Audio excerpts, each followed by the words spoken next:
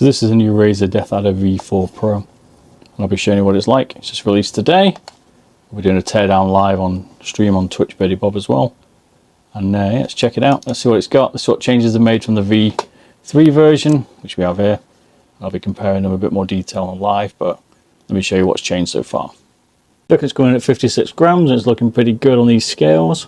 Now we've got the V4 and the V3, and you can see they are very similar looking. The only difference is the side buttons. You've got more space on the V4 now, so you can feel the gap a little bit more. A little bit more like the V3 Hyperspeed, which they brought out Razer. And you can see here they've got the same kind of side buttons, overall the same kind of shape as well.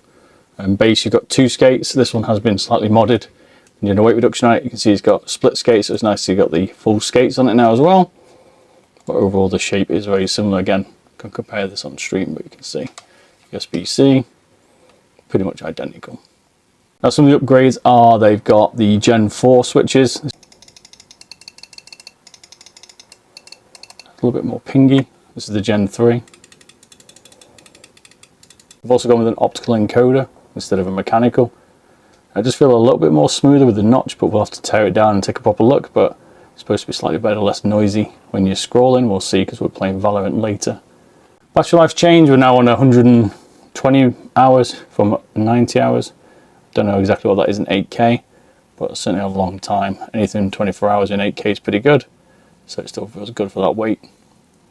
It's rocking the new 45K Gen 2 sensor instead of the 30K, so DPI is going to be higher. Sensors today are pretty good, but this will certainly be pretty accurate on 8K for sure. We've got this new dongle, and we've got basically the connectivity status. You need to make sure you've got high Wi-Fi. You don't want it dropping, especially on 8K or wireless.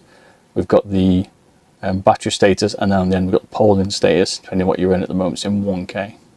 It's a bit of a beast though. It's got a nice little base, looks pretty cool, like a little Android thing. Is there any pre-travel on it? It definitely sharpened up. It's not as big as the version 3, so it does feel a little bit tight, to be fair. Still got a little bit which you expect from a plunger, but overall pretty good. Side buttons feel like the decent switches actually. Nice bit of feel in them, not too much travel. And there's no post-travel either, so nice job. Nice job. Overall quality wise, can we squeeze it? So it feels good. Feel a little bit flex on the base there, but other than that, solid sides. Feels a little bit like the ones I make where you don't quite clip the back down, but that'd be my only gripe on it. Overall it feels pretty solid. It's got a good side structure. You won't be crushing this. This will take quite a bit. Even the base is nice and firm on this one. Some of the changes in the software, with the usual Synapsys software, showing us the battery and stuff, or your button configuration, which is good. It's also got hyper shift, which is good. I've done a video on that before. Performance, you can go up to 8K. The usual DPI settings. Calibrate the switch watt matcher, which is pretty cool. So you can basically calibrate the same sensitivity as other switches. I'll have to try this. I've not tried this before.